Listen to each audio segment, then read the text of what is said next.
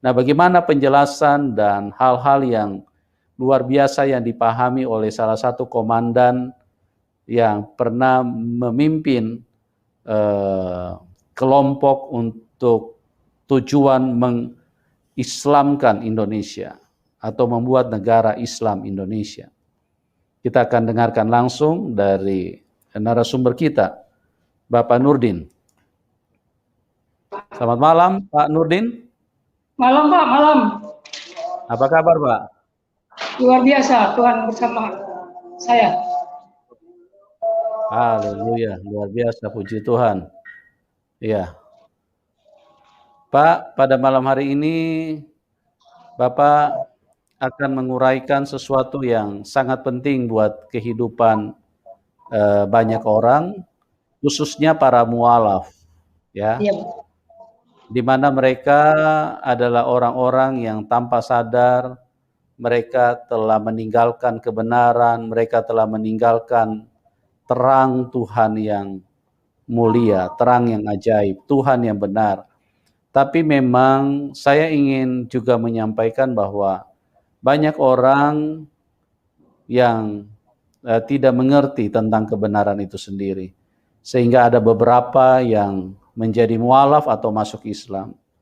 Nah, oleh sebab itu, bagi Anda yang dari Kristen kemudian masuk Islam, coba dengarkan uraian dari narasumber ini, supaya setidak-tidaknya Anda dengar dulu. Siapa tahu kemurahan Tuhan dan belas kasihan Tuhan turun di dalam kehidupanmu, sehingga engkau bisa diselamatkan. Karena narasumber ini bukan orang biasa di dalam perjalanan imannya, dia adalah salah seorang yang menjadi komandan pada waktu itu untuk mendirikan negara Islam Indonesia. Nah, bagaimana pengertian daripada narasumber ini tentang kebenaran yang beliau pahami, beliau akan uraikan kepada kita semua. Oke, Pak Nurdin, terima kasih buat kesiapan dan kehadiran Anda untuk menjadi berkat dan memberkati banyak orang. Oleh sebab itu, waktu dan tempat saya serahkan kepada Pak Nurdin. Silakan, Pak. Ya, salam. Assalamualaikum warahmatullahi wabarakatuh. Alhamdulillahirabbil alamin. Wa bihi nasta'inu ala umurid dunya waddin. Wassalatu wassalamu ala asrafil anbiya'i wal mursalin wa ala alihi wa ashabi ajma'in. Amma ba'du. Qala an-nabiyyu sallallahu alaihi wasallam, inna nafsi biyadihi Isa ibnu Maryam.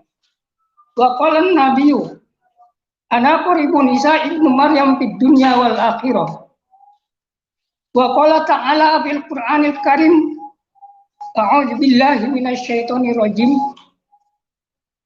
Wa innahu la'ilmun lisa'ati fala tamtaruna biha fattabi'uni hadza siratal mustaqim. Shadaqallahul azim. Maha benar Allah dalam segala firman-Nya. Terima kasih pada malam hari ini. Sebelum saya berkhutbah, ada sedikit pantun. Kepiting mencapik kerang-kerang di lubang batu. Bapak-bapak, ibu-ibu mualaf, pasang kuping biar terang. Nih saya sampaikan ayat satu-satu. Ya. Satu dari Alkitab dan satu dari Al-Quran. Artinya ada ayat Alkitab dan ada ayat Al-Quran yang saya akan sampaikan. Khutbah saya malam hari ini, saya merespon dan saya mendengar di YouTube khutbahnya Bapak Ustadz Yahya Waluni. Mereka berkata, Allah Subhanahu wa Ta'ala menjadikan neraka untuk tempat orang-orang Kristen. Itu kata Ustadz Yahya Waluni. Saya telah periksa di dalam Al-Quran, tidak ada keterangan semacam itu. Yang ada keterangan orang Kristen masuk neraka itu di dalam Alkitab. Jadi khutbah ini saya merespon kata-kata Ustadz Yahya Waloni mengatakan bahwa neraka itu tempatnya orang Kristen. Nah, Al-Quran tidak ada keterangan, tetapi Alkitab ada di keterangan Alkitab. Ya, orang Kristen masuk neraka. Coba yuk kita buka, ya, Yohanes 15 ayat 6. Barang siapa tidak tinggal di dalam aku, itu. Barang siapa tidak tinggal di dalam aku, kata Yesus, seperti ranting copot lagi. Lalu kering, dikumpulkan orang, dicampakkan ke api, lalu dibakar. Inilah keterangan dari Alkitab. Orang Kristen, ya, tempatnya di neraka, betul kata Alkitab ini, kata ayat ini. Tapi orang Kristennya yang mu'alaf, artinya yang keluar dari Yesus. Menurut keterangan ini, orang yang keluar dari Yesus, ya, itu dicampakkan ke api, lalu dikumpulkan orang, katanya. Artinya dikumpulkan orang itu berarti dengan pengikut-pengikutnya. Kalau itu Ustadz Yahya Waloni dari Kristen, itulah tempatnya, neraka. Jadi Kristen semacam Yahya Waloni, ya, beserta pengikut-pengikut. Kenapa? Mereka agak kurang berkenan dalam hati saya, ya, mengatakan bahwa neraka tempatnya orang Kristen. Nah, itu kata Yahya Waloni. Betul, tetapi Kristennya Kristen yang keluar, ya, menurut Yohanes 15 ayat 6, orang Kristen yang keluar dari Yesus, lalu dikumpulkan orang, dicampakkan ke api, lalu dibakar. Nah, artinya dikumpulkan, ya. Kalau dikumpulkan bukan satu, berarti dengan pengikut-pengikutnya.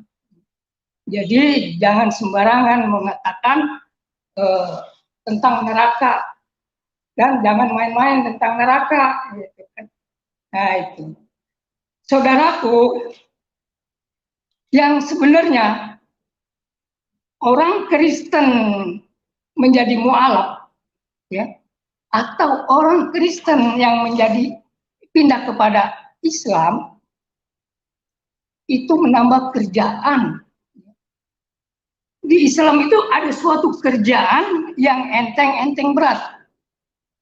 Berarti kalau orang Kristen masuk Islam, dia harus mempunyai rukun, harus mengikuti aturan Islam. Saya minum dulu sebentar.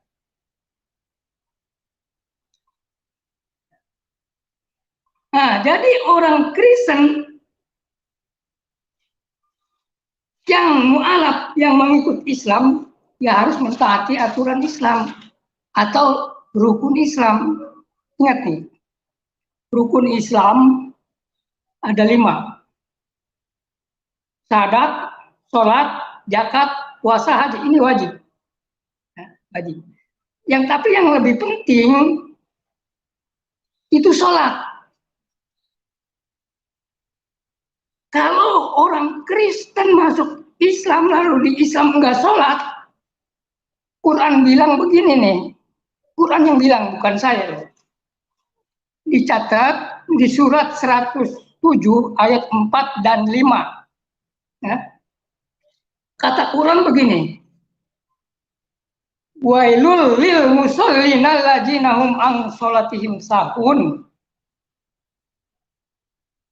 Celakalah orang yang sholatnya lalai, yang sholatnya kadang-kadang. Itu yang sholat aja celaka, apalagi yang kagak. Nah, mu'alaf dari Kristen pindah ke Islam, lalu di Islam enggak sholat, celaka. Apalagi di Islam sholatnya lalai, Quran bilang celaka. Apalagi kalau enggak berdosa.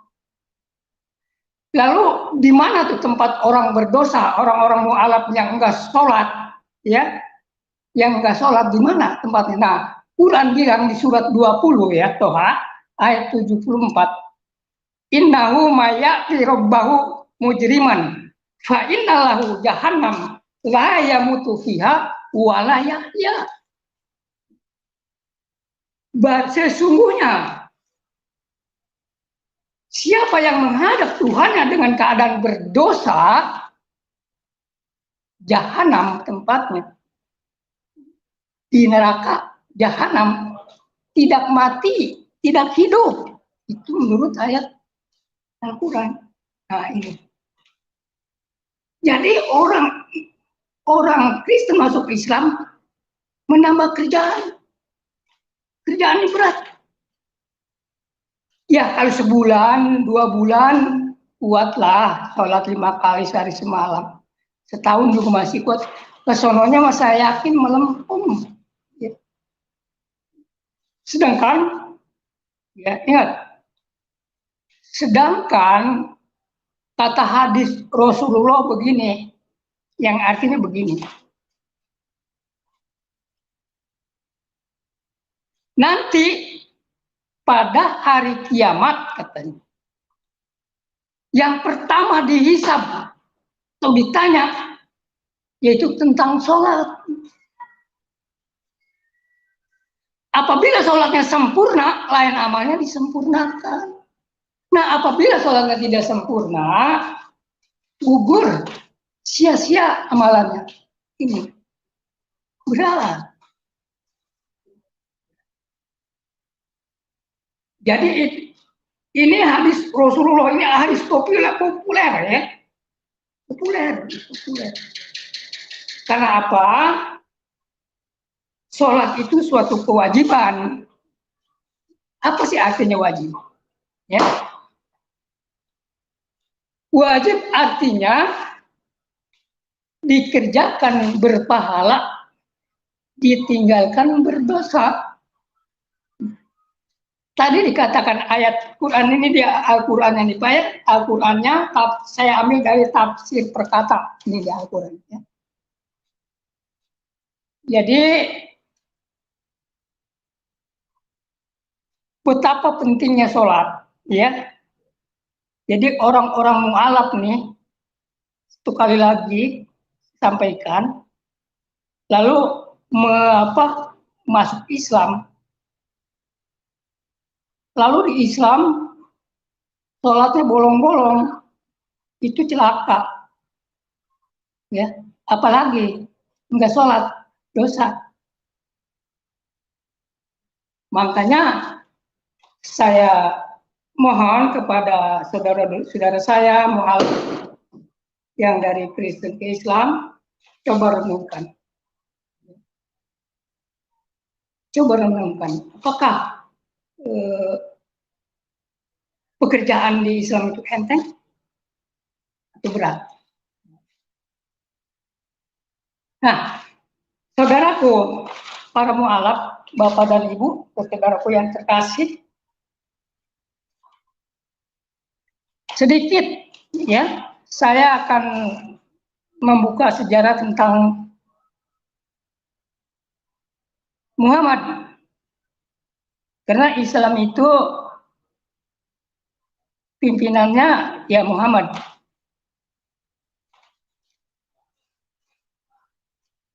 Quran bilang di surat 83 yang artinya begini, bukankah dia menemuimu keadaan anak yatim, wa wajadaka dolam, dan dengan keadaan bingung. Jadi Muhammad dulu ya, ini sejarah sedikit ya. Muhammad dulu keadaan yatim dan keadaan bingung. Lalu siapa yang menyelamatkan dia? Menyelamatkan Muhammad? Yaitu seorang janda kaya, udah dua kali nikah kayaknya ya. janda itu udah 2 kali nikah, ya, kayak rawan. Jadi Muhammad itu ya diselamatkan oleh janda kaya itu yang namanya Siti Khadijah. Kalau bahasa ini mah diislamkan gitu kan. Kalau diislamkan itu artinya diselamatkan. Islam itu bahasa Arab, bahasa Indonesia selamat. Jadi Muhammad diislamkan, diselamatkan oleh Siti Khadijah, bukan Khadijah diselamatkan. Nah, lalu Muhammad itu dijadikan suami. Nah, sebelum menikah, ya semua orang-orang Muslim tahu bahkan Siti Khadijah itu orang Kristiani, ya, Kristiani Najran, kan gitu kan. Nah, itu. Sebelum Muhammad menikah, dia bersaksi dengan hamba-hamba Tuhan.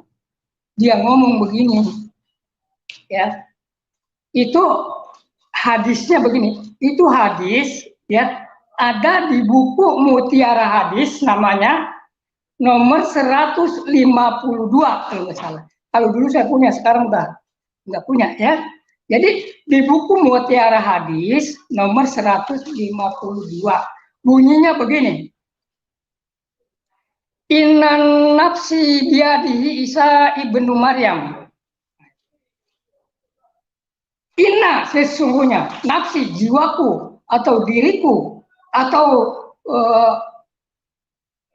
jiwa ragaku. Inna nafsi biadihi Isa, kuserahkan kepada Isa ibnu Maryam. Nah, ini artinya Muhammad buka hati sebelum dia menikah. Dia bersaksi dulu, dia buka hati dulu untuk menerima Yesus Kristus. Ini malah yang udah pengikut Yesus Kristus keluar lagi. Ingat, keluar dari Yesus Kristus itu ranting akan menjadi kering dan akan dikumpulkan, dicampakkan ke api dan akan dibakar, artinya di neraka. Nah, jadi hadis ini yang menggugah saya dulu waktu saya masih Islam. Saya pikir dulu, wah, Muhammad aja buka hati menerima Isa Al-Masih atau Yesus Kristus, apalagi saya. Nah, itu kan, apalagi saya, dia aja buka. Nah, itu. Jadi ini malah yang katanya Ustadz Yahya Wahlone itu dari Kristen, malah keluar mengejar Al-Quran, mengejar pemimpinnya yang namanya Muhammad. Sedangkan Muhammad membuka hati, menerima Isa Al-Masih atau Yesus Kristus. Setelah dia buka hati, lalu di surat 2 Al-Baqarah ayat 138, 183, dia disigoh, ya. Karena Al-Quran ini yang menerima ya Muhammad, artinya sebelum orang lain kabarkan, orang lain melakukan dia dulu. Nah, jadi begitu habis disigoh menikahlah dengan Siti Khadijah. Artinya Muhammad diselamatkan atau diislamkan oleh Khadijah. Ya. Nah, setelah menikah, kalau saudara-saudara mualaf nggak percaya, tanyain itu ke Mbak Google, dijawab nanti Mbak Google. Ya. Setelah menikah, Muhammad diberi, ini yang sejarah singkat, diberi hadiah oleh seorang pendeta yang bernama Waroko bin Naufal. Pendeta itu bisa menerjemahkan Alkitab dari bahasa Yunani ke bahasa Arab.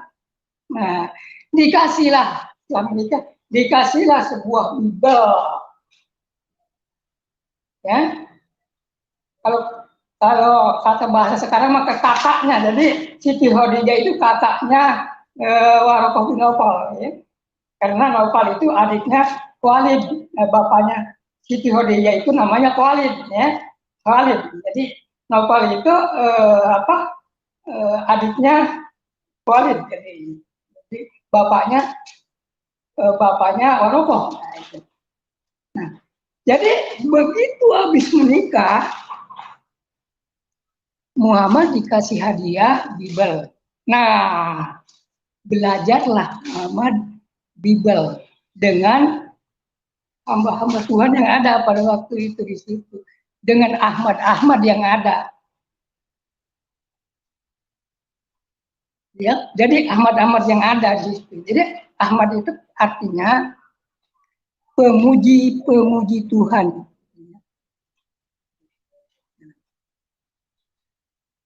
Dia belajar, makanya dia waktu belajar ya sering ke Gua Hira berdoa gitu kan, berdoa. Berapa lama dia belajar? Kayaknya lama ya, kalau menurut sejarah. Karena kenapa saya katakan lama juga? Karena Muhammad umur 40 tahun, ya. Muhammad umur 40 tahun baru didatangi malaikat. Ya. Karena apa? Dianggap Muhammad itu sudah pintar Taurat Injil.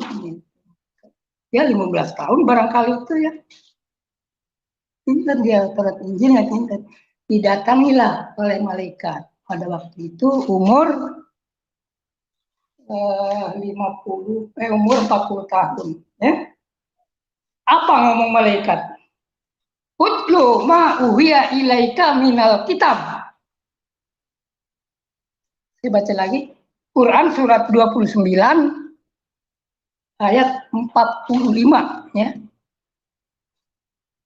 Utlu ma uhiya ilaika minal kitab. Menurut keterangan Al-Quran, ini Alkitab itu yaitu Taurat Injil. Artinya apa? Muhammad wahyunya utlu ma'uya ilaika minal kitab. Baca Muhammad yang diwahyukan kepadamu Alkitab. Saya ulangi. Utlu ma'uya ilaika minal kitab. Baca Muhammad yang diwahyukan kepadamu Alkitab. Alkitab itu Taurat Injil. Jadi wahyunya Muhammad dari Alkitab. Kalau menurut ayat itu. Nah, setelah itu Muhammad berkata, setelah itu malaikat berkata, hai Muhammad, ikro bismi rabbikal ladzi khalaqal insana min 'alaq. Ikra wa rabbuka akramul ladzi 'allama bil qalam 'allamal insana ma lam. Jadi ikra. Baca Muhammad, baca. Nah, Muhammad bukan suruh baca A, B, C, D, bukan. Suruh baca sikon manusia kaumnya, kaum Quraisy itu penyembah berhala. Tuh, suruh baca itu dia. Makanya Muhammad, saya tidak bisa baca. Artinya apa? Resiko. Lalu pembacanya dengan apa? Bismi rabbikal ladzi khalaq. Dengan hukum-hukum Tuhan yang menciptakan kamu. Jadi orang Quraisy pada waktu itu penyembah berhala dengan aturan Abu Jahal kan gitu. Makanya Muhammad disuruh baca. Jadi bukan baca alif bata sajim aho dari rojetin bukan. Suruh baca manusia-manusia ya yang penyembah berhala. Suruh disampaikan tentang hukum-hukum Tuhan dalam ibadah. Nah, lalu Muhammad lakukan. Dengan cara bagaimana dia lakukan? Menurut sejarah, dia dengan cara door to door. Karena apa? Dia takut. Karena resiko. Seorang penginjil itu resiko. Saya aja waktu menginjil ke Sumatera, waduh, suka dan dukanya itu banyak. Memang belum saya saksikan. Jadi seorang penginjil itu harus betul-betul bisa menahan emosi, karena resiko di lapangan itu banyak sekali. Ada sedikit kesaksian saya tentang penginjil. Saya bertamu, ya, lalu saya dikasih kopi, disediain kopi. Begitu saya bilang saya boleh nggak berdoa? Boleh, boleh. Begitu saya berdoa atas nama Yesus Kristus, diusir saya. Diusir. Kopi belum saya ini, sudah diusir. Itu resiko. Itulah resiko. Nah, Muhammad pun menyampaikan bersama pelayan konsumen dengan door to door, sembunyi-sembunyi gitu kan. Semua datang semua.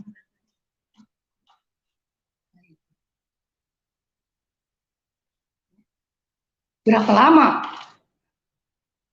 Muhammad menyampaikan Taurat Injil itu? Kurang lebih 2,5 tahun. Lumayan. Ya. Ini baru menginjil sebulan, 2 bulan udah lelah kayaknya orang-orang Kristen. 2,5 tahun. Nah, 2,5 tahun dia lakukan door to door, dia selah, istirahat. Lalu datang lagi itu malaikat. Ya. Datang lagi malaikat. Malaikat bilang, ya ayuhal mudasirkum fa'anjir wa rabbuka fakabbir wa siyabaka fatahir. Hai orang-orang yang berselimut. Hai orang-orang yang tidur. Bangkit. Itu Al-Quran. Bangkit. Kabarkan. Agungkan nama Tuhanmu. Wasiyabaka fatahir. Sucikan dirimu. Nah, artinya setelah door to door, Muhammad tadi disuruh terang-terangan dakwahnya, gitu kan, penginjilannya, gitu kan, bahasa Arab kan dakwahnya, bahasa Kristennya ya penginjilannya, terang-terangan. Apa yang pertama dia lakukan? Dia membuat tahu tempat doa di mana membuatnya? Di Bukit Sofa namanya. Saya juga nggak tahu itu di mana Bukit Sofa, ya. Tanyakan aja nanti yang tahu. Ya. Saya juga kurang tahu Bukit Sofa itu di mana. Nah, dia membuat itu Bukit Sofa. Dia undang kaum Quraisy, ya. Dia undang Bani Sam, Bani Hasyim. Diundang ke tempat persekutuan doanya. Lalu dia undang pula kaki tangan Abu Jahal yang namanya Abu Lahab. Diundang, datang. Nah, kalau waktu itu kumpullah orang-orang itu banyak di Bukit Sofa, apa yang mereka sampaikan di dalam dakwahnya itu, di dalam doanya. Dia bilang begini, hai kaum, inna nafsi biyadihi Isa ibnu Maryam. Anak koribun Isa ibnu Maryam di dunia wal akhirah. Itu hadis. Ya. Sesungguhnya jiwaku, diriku, jiwa ragaku, udah diserahkan kepada Isa ibnu Maryam. Muhammad aja buka hati menyerahkan kepada Yesus Kristus. Ini yang udah di dalam Yesus keluar mau mengejar Muhammad. Terdahulu menjadi kemudian. Tapi ingat ya, para mualaf, Tuhan Maha Adil, Tuhan Maha Kasih. Berbaliklah kepada Tuhan kita, Yesus Kristus. Nah, begitu dakwah anak koribun Isa ibnu Maryam di dunia wal akhirah. Anak saya koribun dekat Isa ibnu Maryam di dunia, dan saya dekat dengan Isa ibnu Maryam di dunia dan di akhirat. Nah, bukannya dekat di situ bukan dekat orangnya, tetapi dia selalu mengabarkan aturan-aturan hukum-hukum yang tercatat yang diperintahkan oleh Yesus Kristus atau Isa Al-Masih. Makanya dia ngomong, anak koribun Isa ibnu Maryam di dunia, aku dekat dengan Isa Al-Masih di dunia dan di akhirat. Nah, Quran bilang juga kan wajihan di dunia dan akhirat. Jadi Isa Al-Masih itu berkuasa di dunia dan di akhirat, atau di bumi dan di surga. Nah, jadi ingat, saudara-saudaraku, Bapak Ibu mualaf, ya, coba renungkan khutbah yang saya sampaikan ini. Kenapa? Ya, kalau Quran bilang watawasau bil haq watawasau bis sabr. Kita saling menasehati gitu kan. Saling memberikan masukan. Kalau udah dinasehati ya terserah Anda gitu kan. Jadi begitu Muhammad dakwah di situ, apa yang disampaikan dulu? Angkiji ampusikum minanar. Hai saudara-saudara yang hadir di sini, selamatkan dirimu dari api neraka. Sesungguhnya saya tidak bisa bertanggung jawab di hadapan Allah. Jadi dia sadar juga, karena surga dan neraka dia tahu, dia punya sama yaitu Yesus Kristus yang berkuasa, kan, menurut ayat Quran kan, kan? Karena dia berkuasa di dunia dan di akhirat. Selamatkanlah dirimu dari api neraka. Jadi dia bersabda begini, sahabat. Tidak ada satu orang pun masuk ke dalam surga dengan amalnya, kata Muhammad. Begitu juga aku, kata Muhammad, kecuali dengan rahmat Allah. Jadi Muhammad juga sadar bahwa surga dan neraka itu yang berkuasa Isa Al-Masih. Jadi ingat, saudara-saudara pengalap,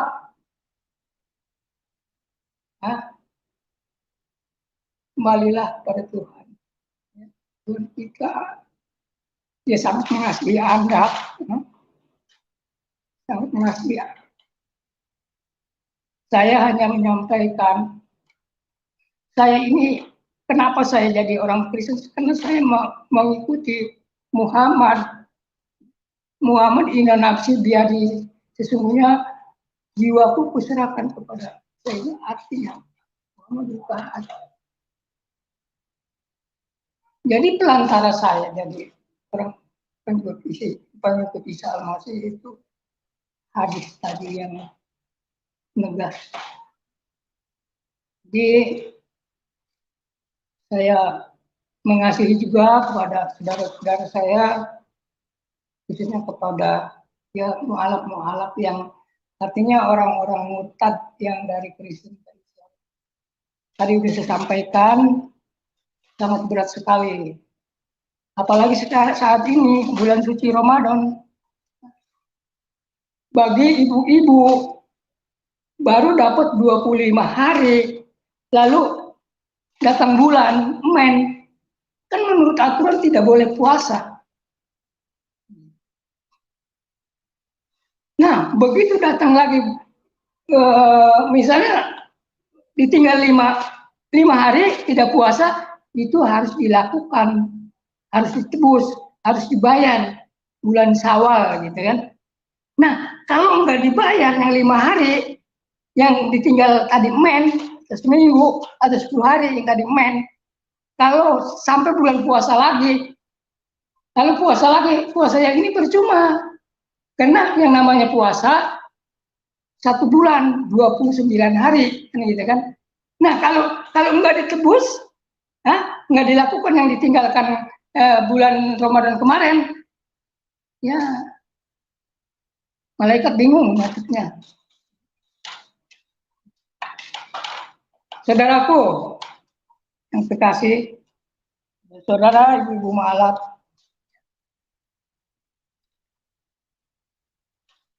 saya menghimbau, mari kita berpikir kembali, mari kita ingat kembali kepada kebaikan Tuhan kita Yesus Kristus. Memang murtad itu ada 3 hal orang yang melakukan murtad: karena emosi,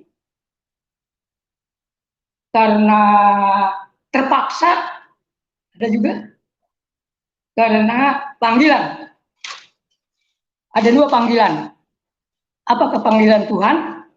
Apa panggilan hantu? Nah, ini yang tahu yang orang murtad.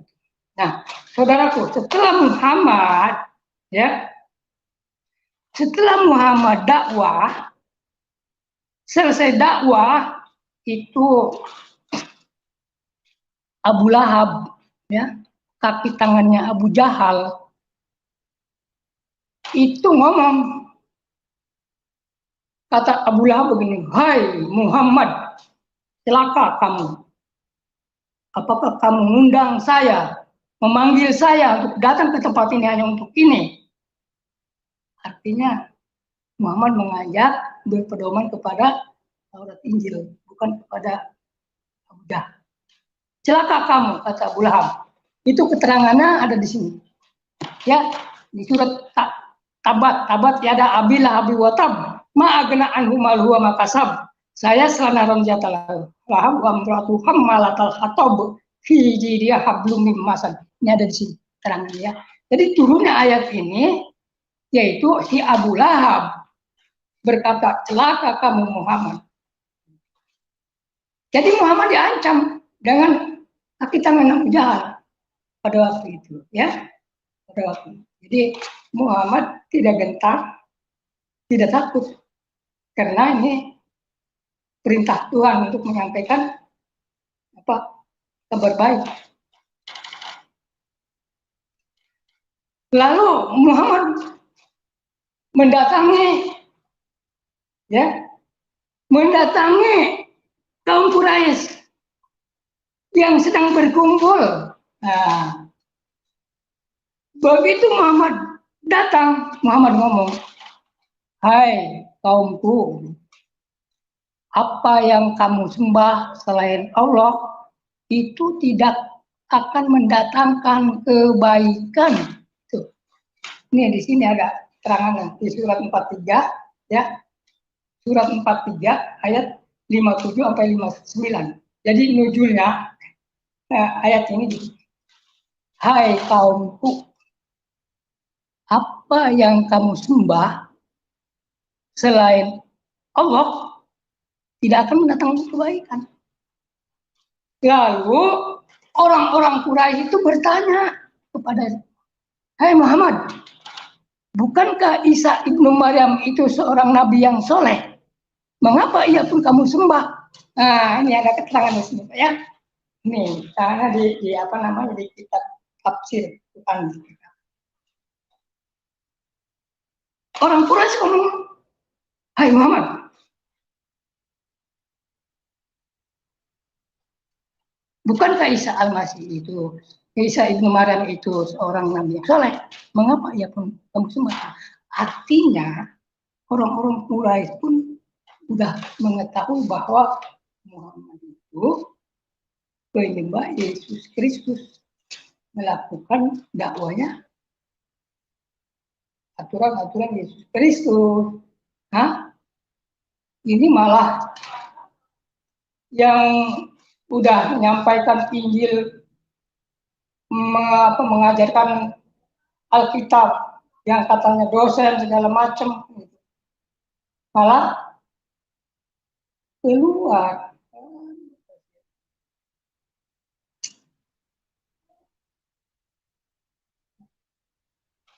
Begitu Muhammad meneruskan dakwanya.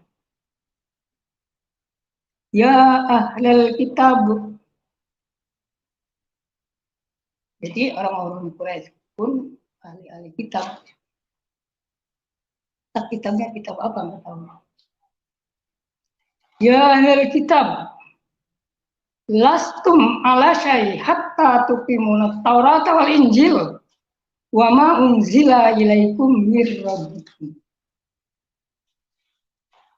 Hai ahli kitab, kamu tidak dipandang beragama sehingga kamu menegakkan ajaran-ajaran Taurat Injil yang diturunkan dari Tuhanmu. Artinya Muhammad mengajak kepada kaum Quraisy untuk bertaurat Injil, untuk berpedoman kepada Taurat Injil. Nah, orang mualaf udah berpedoman ke Taurat Injil, malah keluar. Haleluya. Haleluya. Jadi Muhammad ngomong, jangan sampai diribetkan oleh aturan-aturan agama. Ya. Karena pada waktu itu agama orang Quraisy banyak dicampur aduk. Maka Muhammad dikasih peringatan oleh malaikat, wala talbisul haqqo bil batil wa taqtumul haqqo wa antum ta'lamun. Hai Muhammad, jangan kamu campur adukan antara yang hak dengan yang batil. Jadi Muhammad berdakwah, menyampaikan, keluarlah dari agama yang merepotkan. Nah, itu agama Abu Jahal tadi, kan gitu. Suruh keluar. Ada nggak ayatnya di dalam Al-Quran? Ada. Surat Al-Maidah ayat 54, bunyinya begini. Ya ayyuhallazina amanu may yartadda minkum an dinihi fasawfa yuhibbuhum wa yuhibbunah. Hai orang-orang yang percaya, orang-orang yang barang siapa di antara kamu murtad dalam pun keluar, maka kelak dalam Al-Quran bilang, maka kelak Allah akan mendatangkan suatu kaum yang mereka saling mengasihi, saling mencintai satu sama lain. Jadi saya murtadnya berdasarkan ini. Kalau Bapak mau murtad ya silakan aja, kalau enggak ya saya la ikraha fiddin. Cuman saya mengajak kepada mualaf yang dari Kristen, coba kita berbalik ya, balik. Kita ngejar Al-Quran, ngejar Muhammad, sedangkan Muhammad bukan, sedangkan Muhammad penginjil pengikut Yesus Kristus. Ini yang udah jadi pengikut Yesus Kristus malah keluar. Saya dengar banyak itu, banyak juga yang orang Kristen yang jadi Islam. Waktu saya di Aceh banyak itu orang Aceh karena terpaksa dikasih ini dan itu. Nah, saudaraku yang terkasih. Jadi di dalam Al-Quran ini di surat 4 ayat 159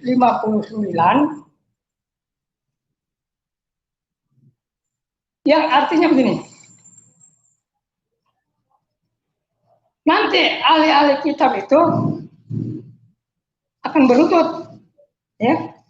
akan membuka hati, ya kan? Menerima Isa Al-Masih sebelum matinya, gitu kan, ya. Kenapa? Isa Al-Masih itu akan menjadi saksi di hari kiamat. Jadi akan menjadi saksi di hari kiamat. Saksi siapa?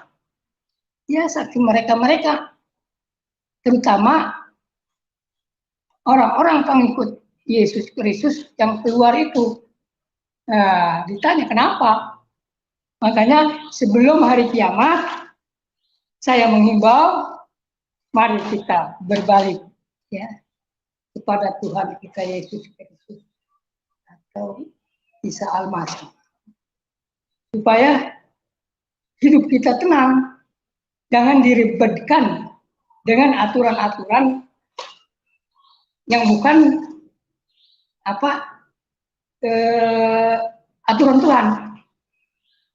Muhammad ngomong begini, man amila amala laisa alaihi amrona fawarodu, kan itu hadis. Barang siapa yang mengerjakan suatu pekerjaan yang tidak diperintah Tuhan, pekerjaan itu ditolak atau sia-sia.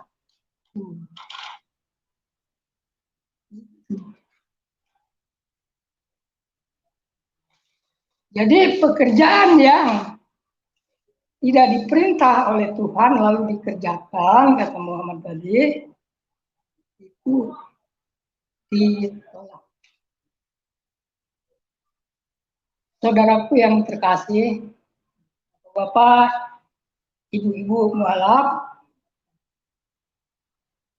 saya selalu berdoa agar Bapak-bapak Ibu mualaf bisa kembali. Ingat,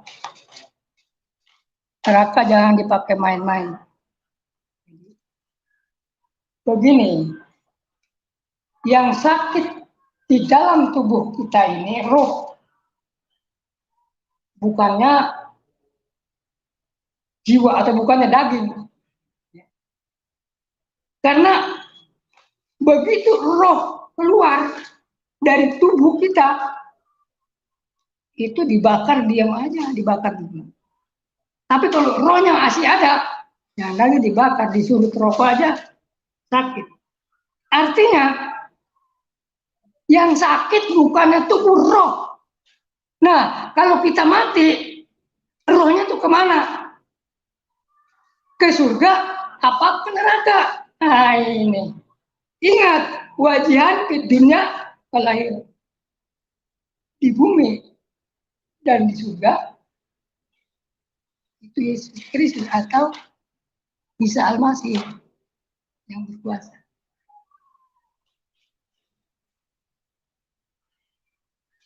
Ya, satu kali lagi, mari jangan kita pakai maning neraka,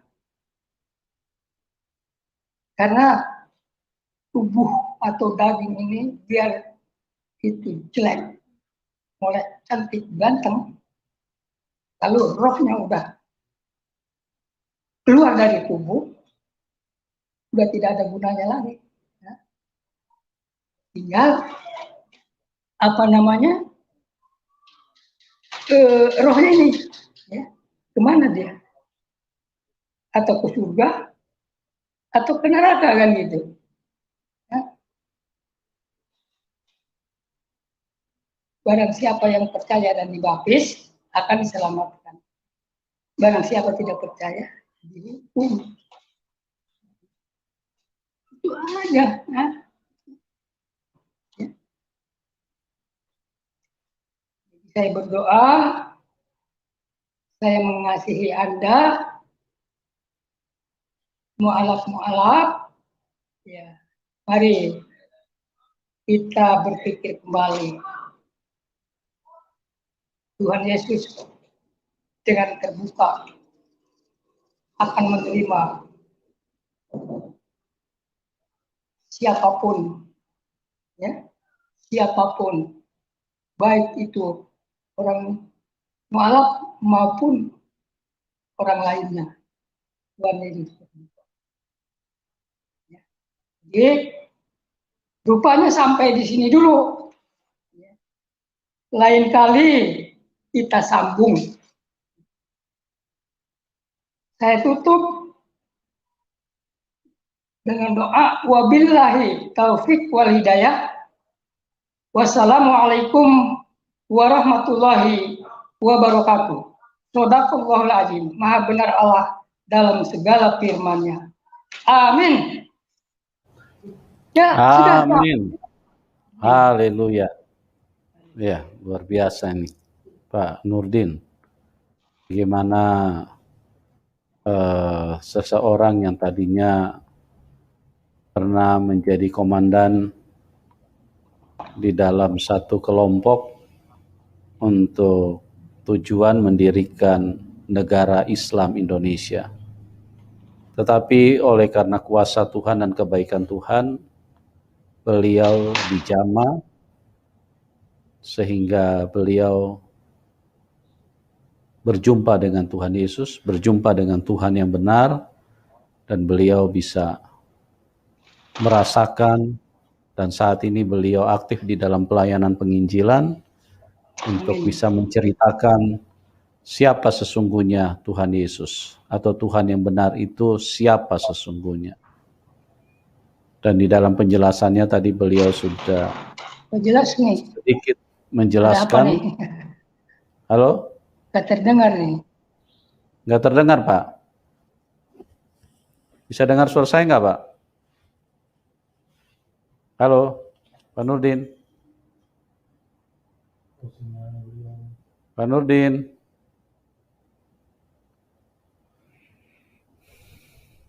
Pak Nurdin.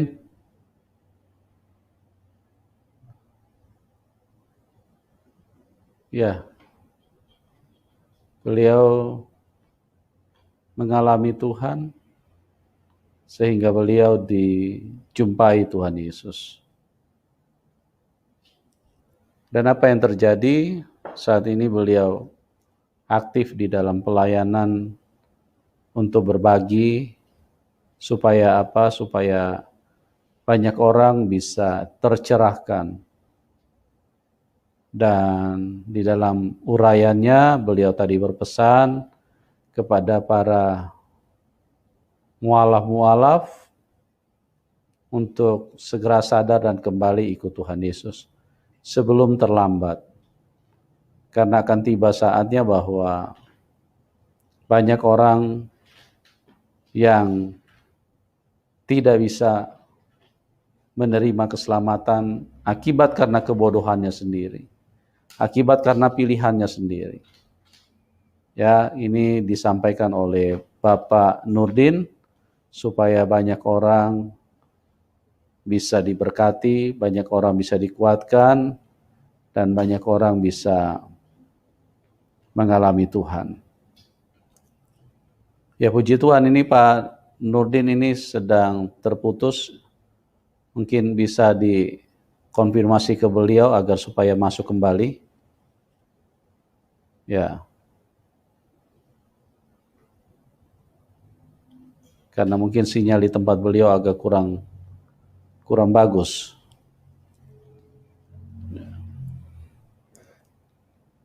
Kita harus berjumpa dengan Tuhan yang benar.